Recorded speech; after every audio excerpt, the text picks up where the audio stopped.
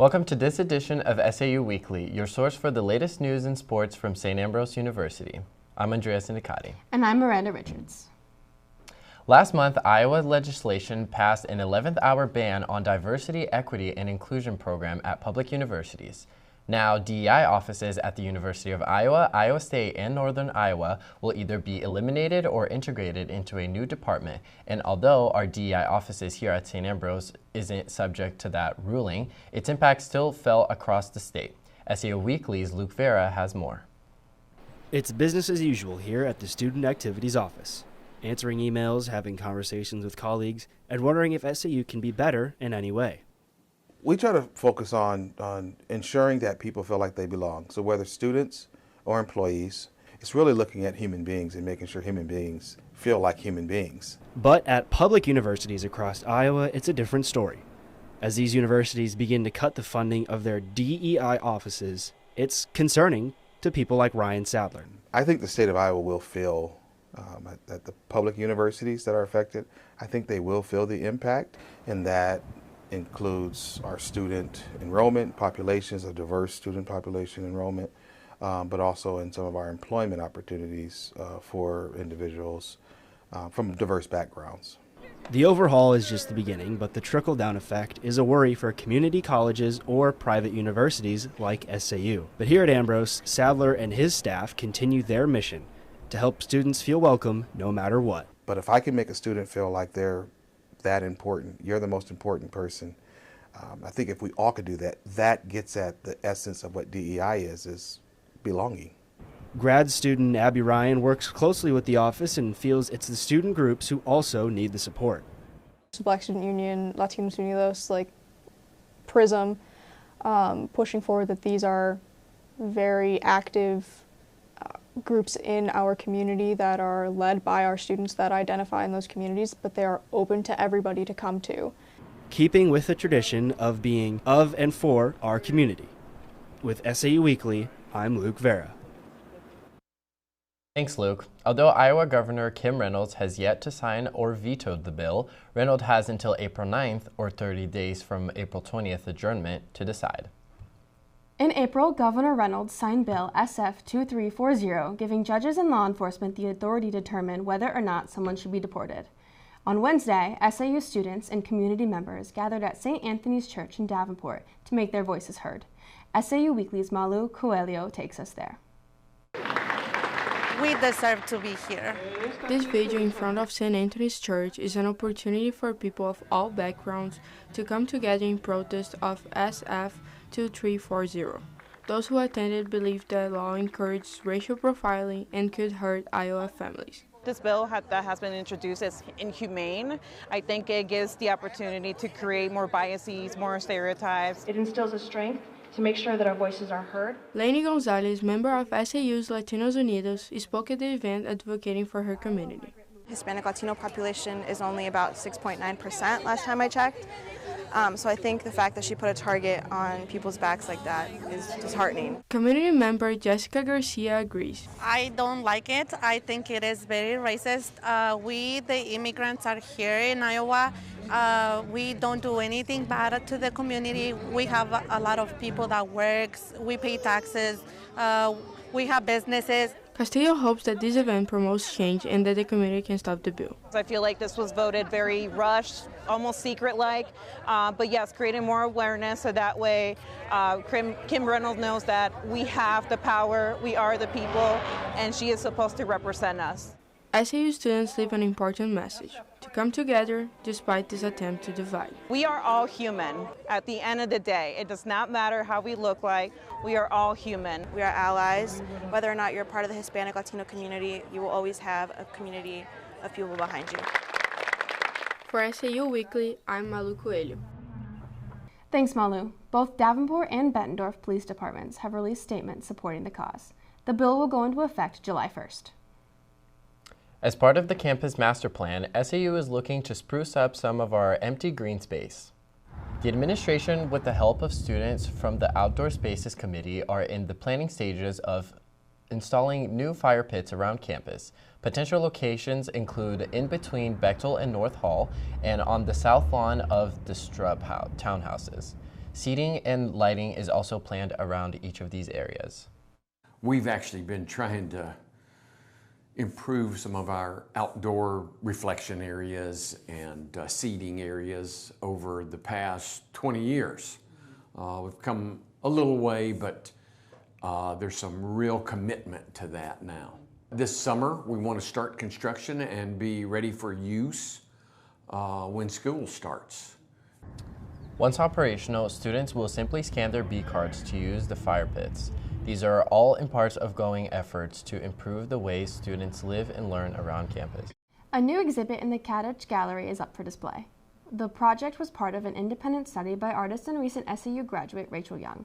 She studied the significance of textiles and their connection to women throughout history as a way of self-expression. Young learned how the textiles helped these women to find their voice and express themselves. I'm glad I got it done. I really thought I wouldn't have enough for the show because I found out I was going to be the only person in the show, so I had about 3 times more stuff to come up with. It's a way for me to express myself without words, and I found that very therapeutic. Aside from Rachel's exhibit, you can also view work from other senior art and design students at the Morrissey Gallery. Thanks to Prairie Patch Farms out of Swisher, Iowa, students got the chance to take a break from their late semester studies and mingle with some llamas on Wednesday. The petting zoo even allowed you to take selfies with the llama. Students were also treated to free Stinger's energy drinks before getting back to their studies. It's a good break from finals. A lot of times we see therapy dogs, so we kind of see this as therapy llamas. The Campus Activity Board says to look out for more fun events as we approach the end of the school year. Coming up next in sports, we recap conference bouts for men's golf, baseball, and softball. And we catch up with senior Shai Erdrich after her record-breaking season of softball. Join SAU Weekly's Lily Reed as she takes you inside SAU athletics. Stay tuned. As the new school year gets underway, seniors are beginning to think of commencement. In the past, SAU spring graduation ceremonies have been held in front of Ambrose Hall under the Oaks. Due to an influx of students in the past few years and the expansion of the university, the space provided under the Oaks is no longer adequate. The past 2 spring commencements have been rained out and moved to the Mark of the Quad Cities. This year, officials have posed an interest in permanently holding the gathering at the Mark. The fact is that there's adequate space, constant temperature, good acoustics, comfort in terms of the fact that everybody has a good seat, that big screen that would give a good visual of every individual that comes across the stage, just basic accommodation too in terms of access. But I think it's the spring commencement and the Oaks and the tradition that some people are concerned about. The Mark offers more seats, more restrooms, more parking, and air conditioning. SAU officials are hoping to offer other activities under the Oaks so that the long-time tradition can continue. Rogalski hopes that the Mark can be the start of a new St. Ambrose University tradition.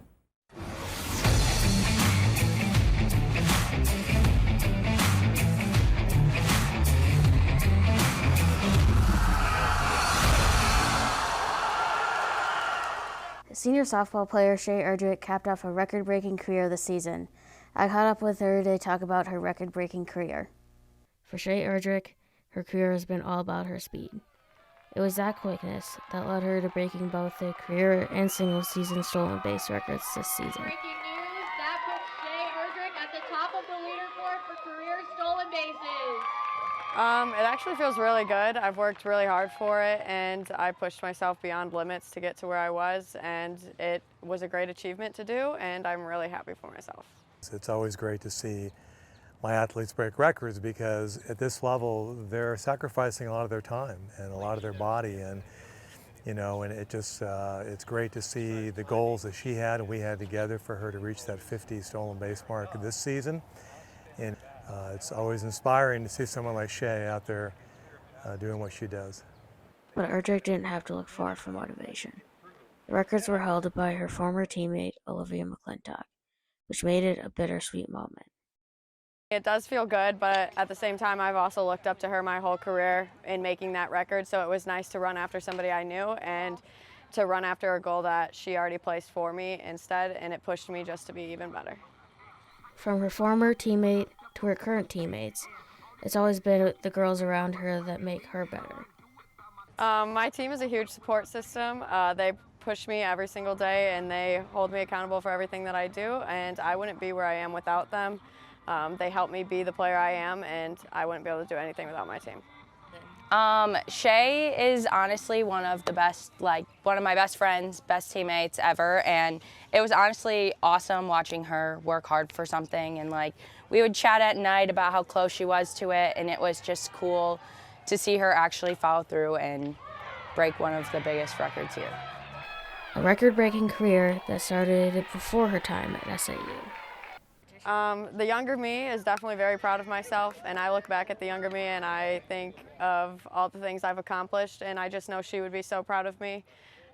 She definitely did not see me here today, but I'm glad I could show that to her. For SAU Weekly, I'm Lily Reed. This week, the Fighting Bees traveled to Crown Point, Indiana for the CCAC Conference Tournament. They opened yesterday with a matchup against Trinity Christian. The Bees got on the board early with a triple by Mackenzie Stewie, which brought home Erica Ralphs. A base hit from Maddie Reed would bring home Stewie to make it 2-0. But the Trolls would rally with it 3 runs in the third and a pair in the fifth. Bees fall short 5-3. They look to keep the season alive today in a double elimination tournament. The SAU baseball team also entered CCAC conference tournament play this week in a 4-way tie for second. The Bees would split their series with the Roosevelt Lakers.